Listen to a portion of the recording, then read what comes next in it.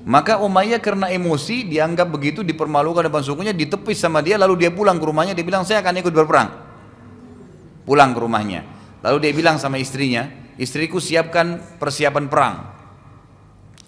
Maka berkatalah ya istrinya, bukankah kau juga, istrinya ingatkan lagi, bukankah kamu sudah mengatakan saat bilang kamu akan dibunuh, Muhammad informasikan pada pengikutnya. Dia bilang iya, tapi saya tidak mau malu depan suku saya, Abu Jahal telah mempermalukan saya akan keluar, kemudian beberapa langkah setelah saya keluar, saya akan kembali, yang penting saya sudah keluar, tidak dipermalukan. Subhanallah, begitu dia keluar, setiap kali istirahat pasukan, Abu Jahal yang paling pertama didatangi Umayyah. Wahai Umayyah, kau berdiri duluan di depan. Terus, jadi Umayyah terus karena takut dipermalukan ikut sampai ke lokasi Badr. Dan akhirnya di perang Badr sebagaimana yang kita jelaskan pada saat perang berkecamuk terbunuh dia. Dan ini subhanallah ulama masukkan dalam salah satu mukjizat Nabi Muhammad SAW. Ada mukjizat yang sifatnya informasi, ada sesuatu yang bisa kelihatan dengan mata kepala, gitu kan? Informasi itu kayak kisah tentang umat-umat sebelum kita, kisah tentang kejadian seperti ini, orangnya masih hidup, Nabi bilang pasti akan mati nanti, gitu kan? Terbunuh, kisah tentang pembebasan Konstantinopel misalnya Turki, gitu kan? Nabi SAW mengatakan kalian akan membebaskan Konstantinopel dari kekufuran, dan sebaik-baik pemimpin pasukan adalah pemimpin pada saat itu, itulah Sultan ya Muhammad Fatih, Muhammad Murad yang di Turki Utsmani tentunya tahun 1453 Masehi kurang lebih. Kemudian sebaik-baik pasukan adalah pasukannya pada saat itu. Berarti ini ada informasi kan, ini semua masuk dalam bagian mukjizat Nabi SAW. Dan ternyata betul Umayyah bin Khalaf terbunuh di perang Badr. Ini termasuk kejadian yang terjadi sebelum, informasi sebelum terjadinya perang Badr. Jadi mimpinya Atiqah dan juga kisahnya Umayyah bin Khalaf dan tadi Abu Jahal serta Sa'ad bin Mu'adz. Juga ada kasus yang terjadi nih, kisah lain lagi sebelum perang Badr semua nih. Adalah kasus antara Quraisy dengan suku Kanana. Ada suku besar Jazirah Arab namanya Kanana. Suatu hari seseorang dari suku Kanana membunuh seseorang dari suku Quraisy. Maka keluarga ya si Quraisy ini ya, jadi ada Kanana membunuh satu orang Quraisy. Maka keluarga yang sedang dibunuh dari Quraisy ini menuntut dia denda. Waktu itu kebetulan 100 ekor unta ya, kepada keluarga Kanana agar membayar dia. Beberapa waktu maka keluarga Kanana ini membayar ya, sudah dibayar 100 ekor unta, selesai ya, berarti sudah tidak ada lagi masalah. Tapi setelah dibayar 100 ekor unta, pembunuhnya tadi dari suku Kanana ini masuk ke Mekah tawaf. Waktu dia lagi tawaf, yang sudah dibunuh tadi punya kakak laki-laki lewat melihat ini yang bunuh adik saya, dibunuhlah orang Kanana itu. Padahal tadi sudah dibayar dendahnya ya, dibunuhlah orang Kanana itu. Maka setelah dibunuh, kakak tadi orang Quraisy yang terbunuh itu menggantung jasadnya orang Kanana di Ka'bah. Suku Kanana menuntut agar pembunuh dari Quraisy itu diserahkan kepada mereka. Tapi Quraisy menolak, maka terjadi perseteruan di antara mereka. Hal ini menyebabkan Quraisy sempat ragu keluar karena ya untuk menyerang Nabi SAW, karena takutnya nanti kalau mereka keluar malah Kanana menyerang, gitu kan. Tapi di sini syaitan datang. Dan ini menandakan juga syaitan itu bisa ya seperti ini kejadiannya ya. Tapi ini terjadi di waktu-waktu tertentu. Dia menjelma menjadi manusia yang datang dalam gambar Suraka bin Malik al-Jush'umi. Suraka bin Malik al-Jush'umi ini ya pernah kita sampaikan kisah dia sepintas waktu mau hijrah ke Madinah.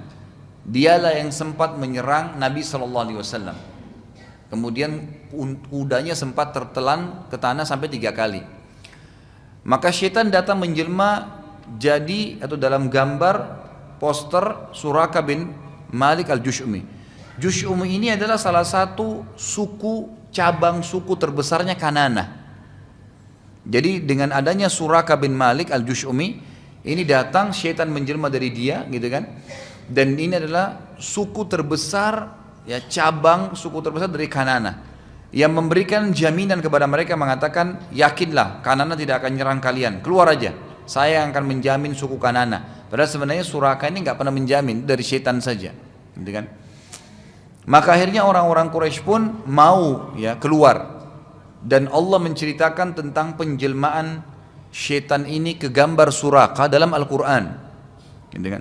Allah menceritakan dalam surah Al-Anfal urutan 8 ayat 48. Bunyinya a'udzubillahi minasyaitonirrajim wa idz zayyana lahumus syaitanu a'malahum wa qala la ghaliba lakumul yawma minan nasi wa inni jarul lakum falamma tara'atil fi'atani naqasa ala aqibaihi wa qala inni bari'um minkum inni ara ma la tarawna inni akhafullah wallahu syadidul iqab. Dan ketika syaitan menjadikan mereka memandang baik pekerjaan mereka dan mengatakan kepada mereka, karena syaitan datang dalam poster Suraka bin Malik tadi, tidak ada seorang manusia pun yang dapat menang terhadap kalian pada hari ini, dan saya akan menjadi pelindung kalian dari suku Kanana. Maka tak kala kedua pasukan ini telah saling lihat, syaitan tadi menghilang sambil berkata, sesungguhnya saya berlepas diri dari apa yang telah kalian lakukan. Saya dapat melihat apa yang kalian tidak lihat, ya. Sesungguhnya saya takut kepada Allah, gitu kan? Dan Allah amat berat siksaannya. Sebelum jauh melanjutkan, ya, materi kita, ayat ini memberikan pelajaran besar dulu Bapak Ibu sekalian, bahwasanya syaitan itu jangan dibesar-besarkan. Banyak orang selalu digambarkan, dan ini terutama yang sering nonton film horor nih, harus fahami poin ini. Syaitan itu makhluk Allah yang terhina dan lemah. Mereka tidak bisa buat apa-apa, saudaraku.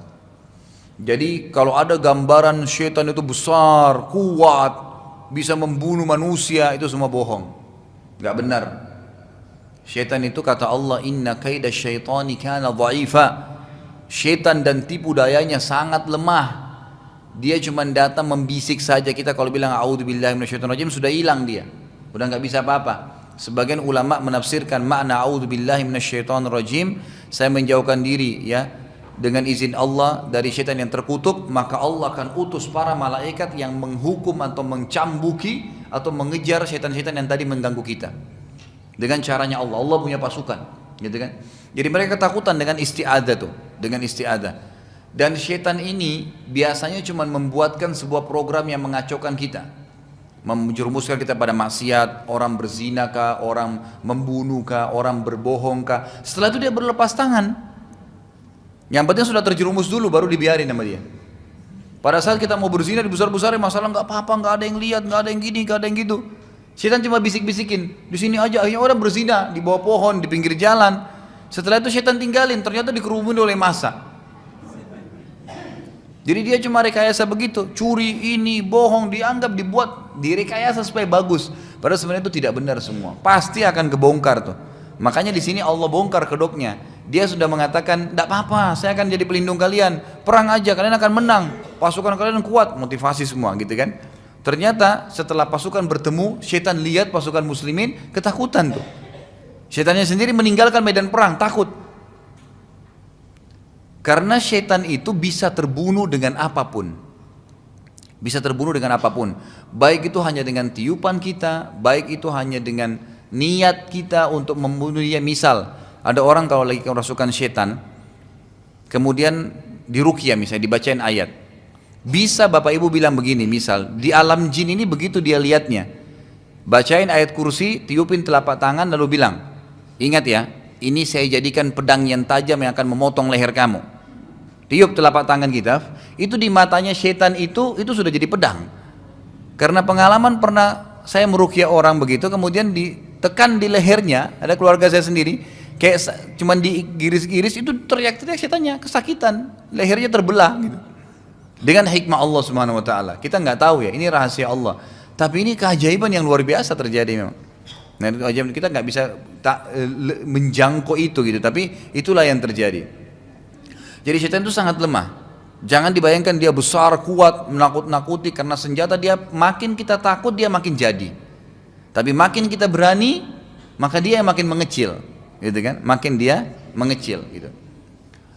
Nabi SAW saat pasukan Quraisy keluar dengan kekuatan 1000 orang, kita tinggalkan ayat tadi, kita masuk lanjutkan bahasan kita. Belum mengetahui tentang hal tersebut. Nabi SAW belum tahu nih kalau pasukan perang keluar dari Mekah, belum ada informasi. 1000 orang lagi. Sementara Nabi SAW tadi mengeluar dengan 313 orang, dengan beliau 314, itu bukan pasukan perang, cuman ingin menyerang kafilah. Jadi tidak ada persiapan perang. Persiapan perang beda ya, pakai baju besi, punya senjata-senjata yang lebih mapan, persiapan makanan, minuman, itu semua dipersiapkan.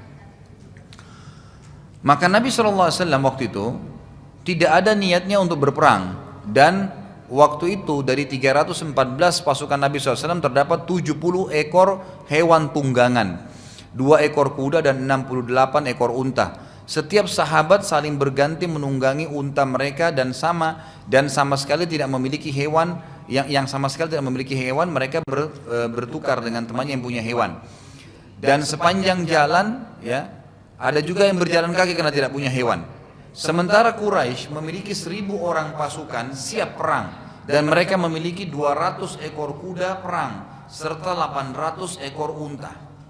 Jadi 1000 orang itu semuanya dengan tunggangan hewan.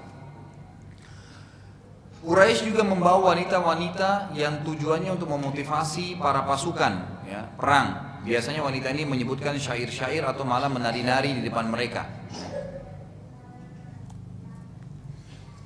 Pada saat pasukan sudah saling dekat, maka turunlah wahyu dari Allah Subhanahu wa taala yang menginformasikan kepada Nabi sallallahu alaihi wasallam. Jadi dari awal pasukan Quraisy keluar ini, Nabi SAW di situ saja, belum melihat kafilah, belum tahu informasi tentang adanya pasukan Quraisy dari Mekah. Memang Allah biarin informasinya sampai pasukan Quraisy sudah dekat di Badar, baru ada informasi datang kepada Nabi SAW bahwasanya ada pasukan Quraisy ya keluar. Dan kafilah yang sedang dikejar oleh Nabi SAW sudah lolos. Abu Sufyan sudah lolos nih. Abu Sufyan, ya, sebentar kita kembali ya. Nabi SAW lalu bersabda ya kepada para sahabat, waktu itu kena wahyu turun, kumpullah. Bagaimana pendapat kalian? Allah menginformasikan kepada saya bahwasanya Quraisy sudah keluar dengan 1000 pasukan dan kafilah sudah lolos. Abu Bakar lalu berkata berdiri, wahai Rasulullah, lanjutkan langkah anda dan kami akan bersama dengan anda. Nabi SAW berkata, baiklah, terima kasih Abu Bakar, tapi saya ingin yang lain, bagaimana pendapat kalian? Umar radhiyallahu anhu berdiri, mengucapkan kalimat yang serupa dengan Abu Bakar, dan Nabi SAW berterima kasih. Lalu Nabi SAW berkata lagi, berikanlah aku pendapat wahai sekalian kaum muslimin. Lalu Umar bin Khattab berdiri dan mengucapkan seperti yang diucapkan lagi, 2 kali Umar berdiri. Lalu Nabi SAW mengatakan, baiklah Umar. Ya, terima kasih. Lalu Umar duduk. Nabi SAW ulangi lagi, berikan aku pendapat wahai kaum muslimin. Lalu Al-Miqdad bin Amr radhiyallahu anhu, ini sahabat yang mulia dari orang Ansar, berkata begini, wahai Rasulullah, berbuatlah apa saja yang telah Allah perintahkan kepada anda. Kami tidak akan mengucapkan seperti yang diucapkan Bani Israel kepada Musa. Jadi pernah ada kasus terjadi waktu Musa alaihissalam ingin menyerang Palestina. Satu waktu kemudian mengajak agar Bani Israel masuk menyerang, mereka nggak mau. Bani Israel mengatakan dalam surah Al-Maidah urutan 5 ayat 24 begini, A'udzubillahi minasyaitonirrajim, qalu ya Musa inna lan nadkhulaha abadan ma damu fiha fadhhab anta wa rabbuka faqatila innaha huna qaidun. Mereka berkata kepada Musa, wahai Musa, kami sekali-kali tidak akan memasukinya selama-lamanya, kami tidak mau ikut berperang ke Palestina. Selagi mereka masih ada di dalamnya, masih ada orang-orang dalamnya, kami tidak mau ikut, tidak mau berperang, mau masuk dalam kondisi sudah tidak ada musuh. Karena itu pergilah kamu bersama Tuhanmu dan perangilah kamu saja berdua dengan Tuhanmu. Ini kurang ajarnya Bani Israel, gitu kan? Jadi yang sekarang dikatakan Yahudi.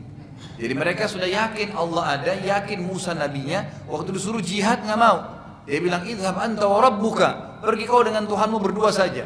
Faqatilah, perangi aja sendiri. Innaha huna qaidun, kami di sini nunggu sampai kalian menang.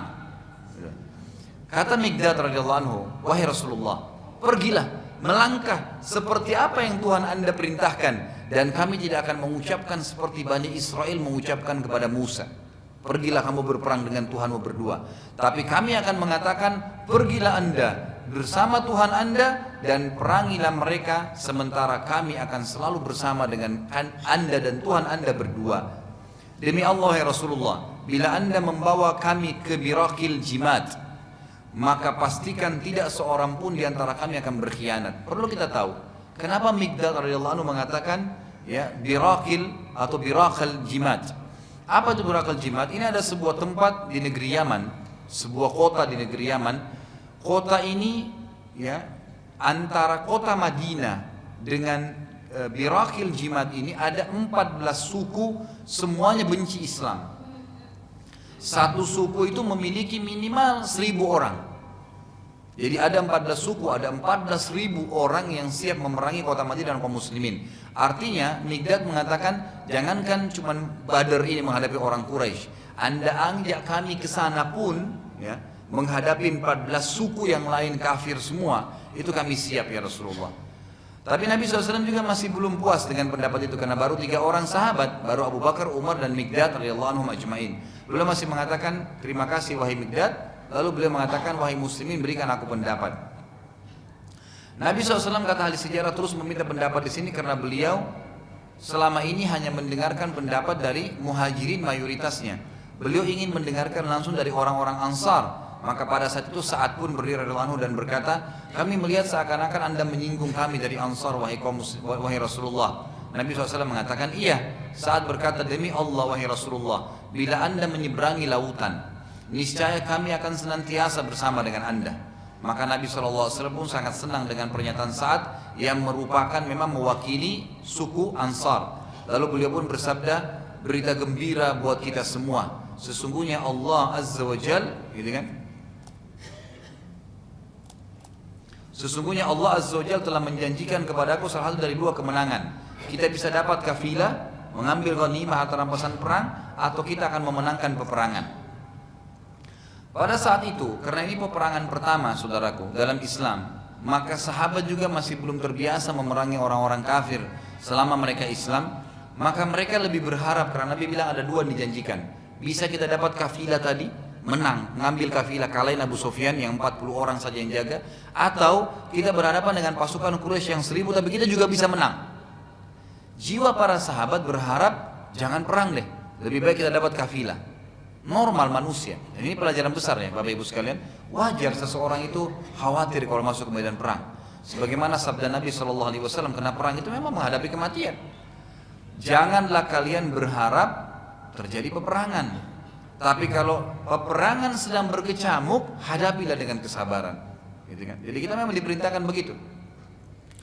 Nabi SAW lalu meneruskan perjalanan beliau mencapai sebuah tempat di wilayah Badr yang dikenal dengan Udwatid Dunya, tepatnya di utara Badr, dan berkemah di belakang Udwatid Dunya tadi. Quraisy pada saat tiba di wilayah Badr langsung berkemah di Udwatil Quswa.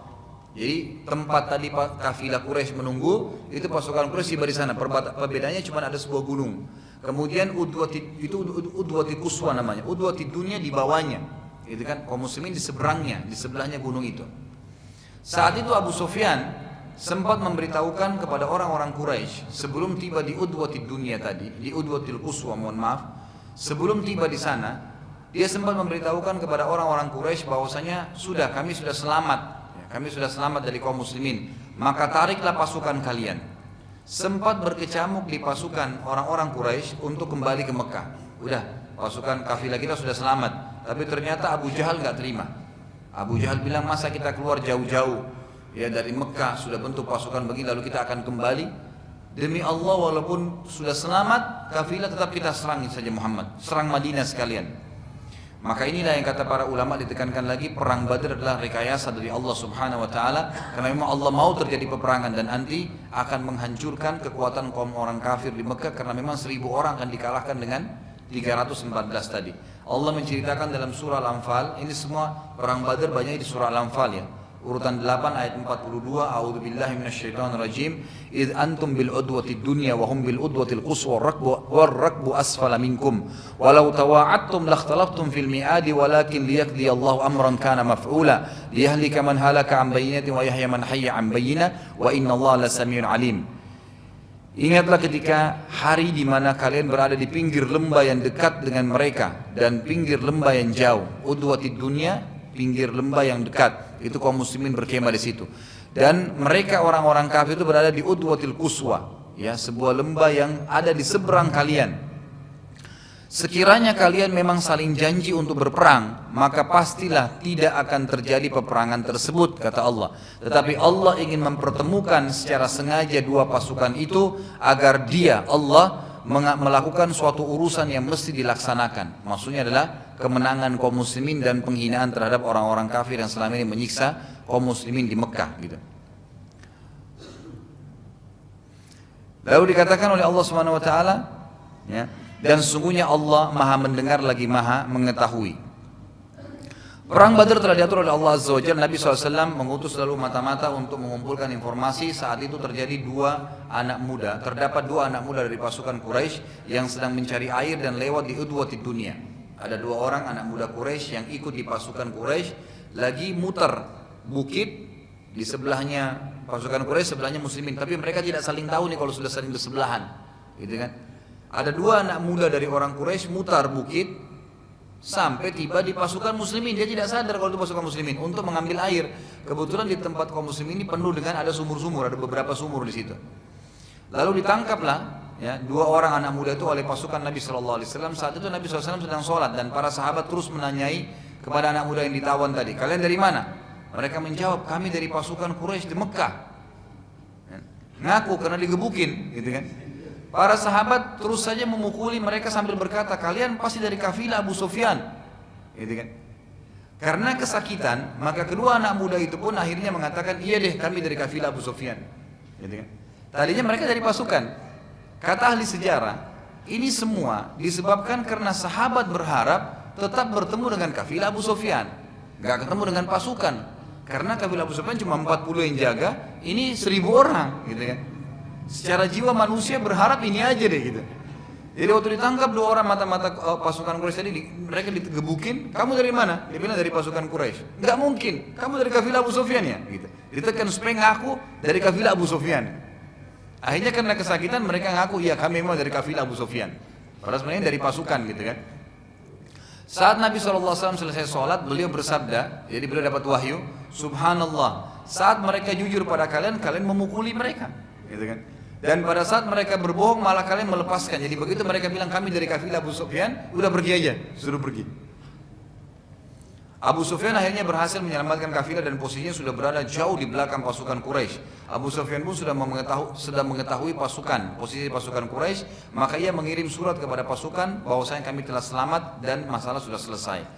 Suku Zumrah saat mengetahui surat Abu Sufyan mengatakan kita keluar untuk menyelamatkan kafilah dan sekarang telah selamat, maka tidak perlu peperangan. Dan akhirnya mereka semuanya kembali dan tidak seorang pun yang ikut berperang. Suku Zumrah utuh. Suku Hashim juga berpendapat yang sama. Bahkan mereka berpikir bila sekarang setelah kafilah selamat mereka masih berperang, berarti mereka memerangi Nabi SAW yang merupakan suku mereka sendiri, Bani Hashim, sama Bani Hashim. Maka sebagian besar mereka kembali ke Mekah kecuali Abbas bin Abdul Muttalib, paman Nabi SAW, dengan tujuan agar Quraisy tidak menganggap dia berkhianat dan minimal ada wakil dari sukunya. Pembicaraan tentang baliknya ke Mekah mulai ramai di antara pasukan Quraisy. Utbah bin Rabi'ah, salah satu pemimpin dari pasukan Quraisy, didatangi oleh Hakim bin Huzam. Dua-duanya pemimpin pasukan Quraisy ya. Lalu Hakim berkata, wahai Utbah, untuk apa lagi kita berperang? Bukankah kafilah telah selamat? Demi Allah, bila kita memerangi mereka berarti kita memerangi sanad kerabat kita sendiri. Orang-orang muhajirin itu kerabat kita juga. Dan saat kita balik ke Mekah, maka pasti setiap individu di antara kita akan membenci satu sama yang lain karena ia melihat kerabatnya yang telah membunuh ayahnya atau sanak kerabatnya. Jadi kalau kita tetap berperang oleh muslimin dan ada yang kita bunuh dari orang-orang Mekah juga di sana, dan ternyata masih ada kerabatnya di Mekah, nanti kita akan saling benci di Mekah. Lalu akhirnya Utbah lalu mengiklankan, baiklah kalau gitu, wahai sekalian manusia, tujuan kita keluar menyelamatkan kafilah dan kafilah telah selamat, maka peperangan tidak perlu lagi, ayo kita kembali ke Mekah. Mendengar pernyataan Utbah, maka seluruh pasukan mulai siap-siap balik. Abu Jahal, ya mungkin kita tutup dengan ini ya, tidak bisa kita jelaskan semua peperangan, insya Allah pertemuan akan datang. Abu Jahal, Fir'aunnya umat ini telah menginginkan peperangan, tetap mau peperangan terjadi. Dan saat itu kebetulan kota Mekah masih belum jelas siapa rajanya, belum ada raja.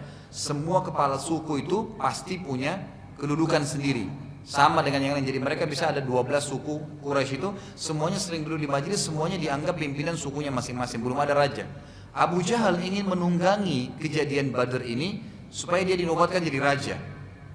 Caranya bagaimana? Abu Jahal tetap ingin peperangan terjadi, dan nanti kalau pada saat menang, ini kesempatan nih, karena dia yang memotivasi pasukan. Abu Jahal pun akhirnya menggunakan kesempatan tersebut. Dia mendatangi seseorang yang bernama Amir Al-Hadrami. Amir Al-Hadrami ini salah satu orang yang anaknya sempat terbunuh ya sebelum perang Badar. Ada pertemuan kita yang terakhir yang lalu sempat kita jelaskan, ada sebuah sariyah. Sariyah ini pasukan kecil yang Nabi utus yang dipimpin oleh Abdullah bin Jahash di bulan Dzulqa'dah. Yang kebetulan anaknya dia, Amir bin Hadrami, dibunuh oleh Abdullah bin Jahash. Abu Jahal lalu berkata kepadanya, orang-orang sudah balik ke Mekah, wahai Amir, dan tidak mau membantu membalas kematian anakmu. Amir Al-Hadrami lalu menuju ke tengah-tengah pasukan, lalu ia duduk di atas tanah sambil menangis dan meletakkan tanah di atas kepalanya sambil berkata, sungguh kasihan aku, sungguh kasihan aku. Kalian tega meninggalkan membalas kematian anakku demi Allah. Kalau anak salah seorang di antara kalian mati, maka pasti ia tidak akan membiarkannya. Terus saja Amir menangis dan teriak-teriak di tengah pasukan, sampai akhirnya seluruh pasukan kembali dan siap untuk memerangi kaum muslimin. Di sini kita lihat pelajaran ya, bagaimana Abu Jahal ya juga mengatur strategi dalam perang. Jadi perang itu harus hati-hati sekali orang dalam perang itu. Apa saja bisa memicu emosi, apa saja bisa memicu ketakutan, bisa juga sebaliknya memberikan semangat yang besar. Nabi SAW sempat keluar bersama Abu Bakar untuk mengumpulkan informasi pada saat itu di sekitar perang Badar. Saat tiba di dekat Badar, Nabi SAW dan Abu Bakar menemui seorang yang sudah sangat tua. Dan Nabi SAW bertanya padanya, apakah engkau memiliki sesuatu tentang apa yang ada di lokasi ini? Nabi nggak tanya, kamu tahu ada pasukan nggak, ada kafilah nggak? Enggak. Cuma mengatakan, apa kau tahu sesuatu di sekitar lokasi ini ada informasi? Orang itu berkata, kalian siapa? Kata Nabi SAW, bila engkau menyampaikan kepada kami informasimu, maka kami pun akan menyampaikan kami dari mana. Orang itu lalu berkata, aku telah disampaikan kepadaku, aku sudah dengar bahwasanya pasukan Quraisy sudah keluar dari hari ini dan hari itu.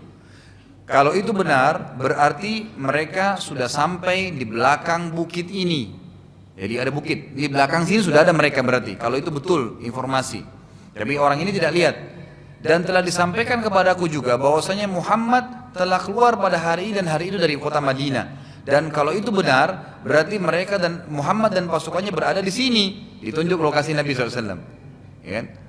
Tapi orang ini karena tua dan agak rabun, dia tidak lihat pasukan muslimin. Dia cuma bilang, kalau ini benar berarti Quraisy ada di sini, Muhammad ada di sini. Nabi SAW bertanya lagi, bagaimana dengan kafilah Abu Sufyan? Orang itu menjawab, aku tidak tahu. Ini termasuk kata sebagian dari sejarah kecerdasan Abu Sufyan, bagaimana dia bisa ya menyelamatkan kafilah dari pasukan tadi. Orang itu bertanya lagi, kalian dari mana? Nabi SAW mengatakan, kami dari air. Kami dari air. Ini jawaban politis ya, gitu, dalam medan perang gitu. Nah, orang Arab dulu biasanya kalau mereka ditanya, kamu dari kota mana? Ya, itu tidak mereka tidak biasa menyebutkan kalian atau kamu dari kota mana atau kamu dari negeri mana, tidak pernah disebutkan. Tapi kamu biasanya kalau Jazirah Arab bilang, kamu dari mata air mana? Ya, kamu dari mata air mana? Jadi mata air yang terkenal tuh. Misalnya ada mata air di Bekasi ini dikatakan mata air Bekasi misalnya. Jadi bukan nama kotanya, tapi nama mata airnya. Karena zaman dulu tuh orang hidup dari situ. Ya, kurang lebih hampir sama dengan kita, tapi dulu orang menggunakan istilah mata air. Kata Nabi SAW, kami dari mata air. Ya. Maka orang itu pun mengatakan mata air yang mana? Gitu kan? Lalu Nabi SAW tetap meninggalkan orang itu. Ya, meninggalkan. Setelah itu Nabi SAW memajukan pasukan muslimin melewati ya, bukit ad-dunya, langsung berkemah di sekitar Badr. Jadi waktu itu Nabi SAW sudah tahu, Nabi pun meninggalkan lokasi bukit tadi menuju ke lokasi yang lebih terbuka. Itulah yang dikenal dengan ya lokasi perang Badr nantinya. Khabbab bin Mundhir radhiyallahu anhu mendatangi Nabi SAW sambil bertanya. Waktu itu Nabi kebetulan membawa pasukan di tengah-tengah lapangan yang terbuka. Tadinya kan berkemah di dekat bukit, sekarang tidak, di lapangan terbuka. Maka Khabbab bin Mundhir, salah satu ahli strategi perang Nabi SAW berkata, wahai Rasulullah, apakah ini di tengah-tengah anda menaruh pasukan di tengah-tengah lapangan ini adalah strategi perang anda atau wahyu dari langit? Kata Nabi SAW, ini cuma strategi perang saya. Ini juga ada pelajaran besar ya, bahwasanya tidak semua apa yang Nabi SAW sampaikan atau lakukan ya, itu berarti wahyu dari langit, tidak semuanya. Kecuali kalau sudah beliau mengatakan, telah sampai kepada saya berita begini. Allah berfirman begini, atau beliau menekankan ini wahyu, baru kalau tidak maka tidak, gitu kan? Makanya pernah Nabi SAW lewat di sebuah perkebunan orang-orang Ansar, mereka lagi menikah, mengawinkan, memindahkan cairan. Jadi kurma itu kalau yang jantannya di atasnya itu di pucuknya ada cairan seperti sperma laki-laki, banyak sekali. Itu kalau lagi panas, lagi banyak. Itu biasanya ditiup angin lalu melengket di pohon-pohon betinanya lalu berbuahlah kurma-kurma itu, gitu kan? Nah zaman itu orang-orang Ansar ada yang sedang mengambil ya seperti sperma tadi itu, lalu sengaja diambil untuk ditempelin secara manual gitu loh, tidak ditunggu angin. Waktu Nabi SAW lewat, Nabi mengatakan, kenapa kalian lakukan itu? Lalu mereka mengatakan, kami sedang mengawinkan ya pohon kurma kami ya Rasulullah. Kata Nabi SAW, coba kalian tidak lakukan ya. Begitu saja. Sahabat mengira ini adalah wahyu, gitu kan? Akhirnya hasil panennya mereka tidak maksimal. Mereka datang kepada Nabi SAW, ya Rasulullah, waktu anda lewat kebun kami, anda mengatakan jangan kerjakan itu. Maka kami tinggalkan, kami tidak kawinkan pohon-pohon kurma kami, hasil panennya sedikit. Kata Nabi SAW, ya kalian lebih ngerti urusan dunia kalian. Ya tidak semua apa yang beliau sebutkan itu berarti menjadi wahyu, gitu kan? Sama dengan perilaku-perilaku yang beliau lakukan seperti beliau jalan, ya seperti turun dari bukit karena cepat sekali. Ini bukan bagian daripada wahyu. Ini bukan bagian daripada wahyu. Makanya sahabat Khabbab bin Munir jeli. Dia tanya, ya Rasulullah, yang anda taruh pasukan tengah-tengah lapangan ini strategi perang anda atau memang perintah wahyu? Maka Nabi SAW mengatakan ini strategi perang. Kata Khabbab, baik ya Rasulullah, tapi menurut kami ini bukan tempat yang tepat untuk berperang dan bertahan. Pendapat kami, kita pilih sumur yang terbaik di antara sumur-sumur di lokasi Badar ini, lalu kita berkemah di sekitar sumur itu, dan kita menimbun sumur-sumur yang lain agar orang-orang Quraisy tidak bisa minum. Akhirnya Nabi SAW pun setuju, berkemahlah mereka di dekat sumur yang paling besar, sumur yang lain semua ditimbun, dan ini informasi kondisi yang mereka lakukan adalah mereka menepi sampai di belakang mereka ada tebing-tebing, gitu kan, sehingga betul-betul menjadi seperti sebuah benteng gitu. Pada malam harinya Allah SWT menurunkan rahmatnya untuk meringankan peperangan bagi muslimin. Allah SWT menurunkan pasukan bantuan dari malaikat dan menurunkan hujan. Ada dua nih. Ada malaikat yang diturunkan oleh Allah SWT yang hadir nanti di perang Badar, nanti akan ada kisahnya banyak. Kemudian juga turunnya hujan pada malam itu, agar tanah yang ditempatkan oleh kaum muslimin jadi basah. Jadi subhanallah, hujan turun di Badar itu begini. Di lokasi kaum muslimin turun hujan gerimis. Turun hujan gerimis, pelan sekali. Saking enaknya hujan itu, ya saking lembutnya turun dari langit, sampai para sahabat tertidur. Sampai mereka tertidur. Sementara di posisi sebelah bukit, gitu kan, turun hujan lebat di tempatnya pasukan orang-orang Quraisy, sehingga membuat basah semua kuyup badan mereka, kemah mereka, dan mereka tidak bisa tidur malam itu. Serta tanah-tanah mereka jadi becek semua, gitu kan. Ini dengan hikmah Allah Subhanahu wa taala.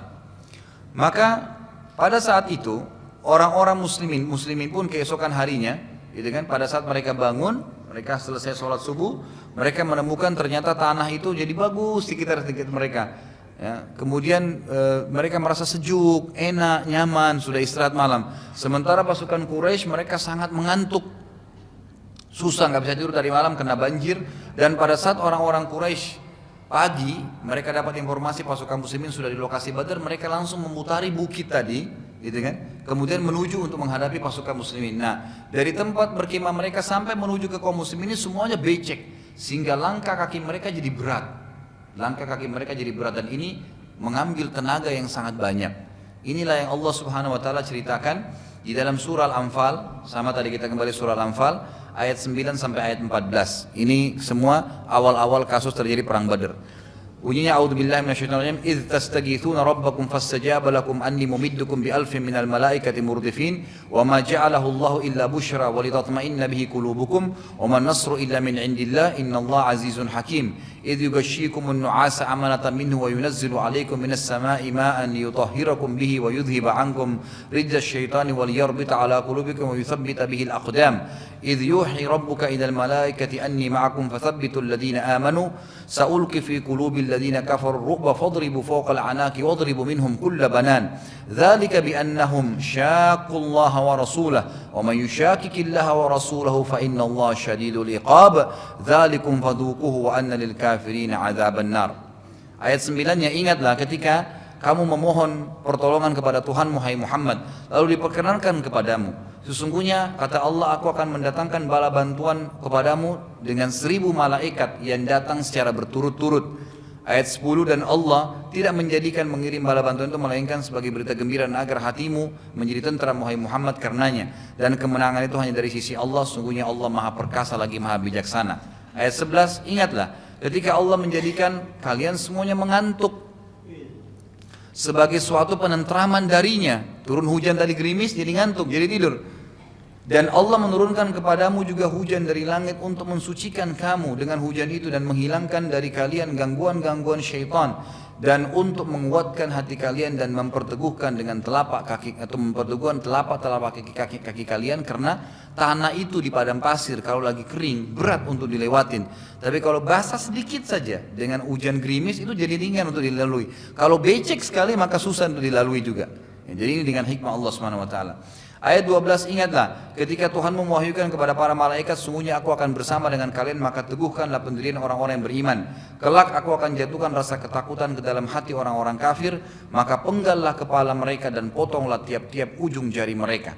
Di sini kata para ulama, yang diperintahkan untuk memenggal leher orang-orang kafir dan memotong jari-jari mereka adalah para malaikat. Makanya nanti setelah perang Badar kata Nabi SAW, kalau kalian ingin mengetahui perbedaan mana korban kalian dan mana korbannya malaikat, maka lihatlah leher-leher musuh kalian dan jari-jari mereka. Jadi ternyata yang dipenggal oleh para malaikat itu di bagian leher mereka ada bekas tanda terbakar, gitu kan, dan lehernya terpotong dan telapak jari-jarinya semua terpotong. Ini memang cirinya. Ini yang seperti Allah katakan dalam surah Al-Anfal ayat 12. Lalu ayat 13, ketentuan demikian itu adalah karena sungguhnya mereka menentang Allah dan Rasulnya, dan barang siapa yang menentang Allah dan Rasulnya maka sungguhnya Allah amat keras siksaannya. Ayat 14, itulah hukuman di dunia bagi mereka, maka rasakanlah hukuman yang lebih berat nanti di hari kiamat. Sesungguhnya orang-orang kafir akan mendapatkan azab neraka yang pedih. Azab neraka yang pedih. Jadi ini kasus tentang atau ayat turun menyebutkan saksi bahasan kita, turunnya hujan gerimis yang membuat para sahabat ngantuk dan mereka sempat beristirahat. Allahu alam. Jadi mungkin sampai sini dulu insyaallah. Kita akan lanjutkan nanti, pertemuan akan datang lagi karena ini masih panjang kisahnya berhubungan dengan masalah perang Badar itu sendiri. Nanti akan ada kisah Sa'ad bin Mu'adz radhiyallahu anhu, kemudian ada kisah bagaimana ya para sahabat masuk ke medan perang, terjadinya duel, gitu kan, terjadinya duel ya.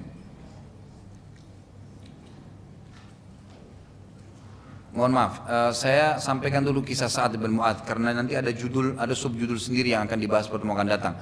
Sa'ad bin Mu'adz radhiyallahu anhu berkata pada Nabi SAW, wahai Rasulullah, sungguh anda lebih tahu apa yang akan terjadi dalam peperangan ini, dan di Madinah terdapat saudara-saudara kami yang bukan tidak ingin ikut, tapi mereka tidak tahu kalau anda akan berperang, dan mereka mengira anda akan hanya menghadapi kafilah. Bila mereka mengetahui peperangan akan terjadi, pasti mereka tidak akan meninggalkan anda sama sekali.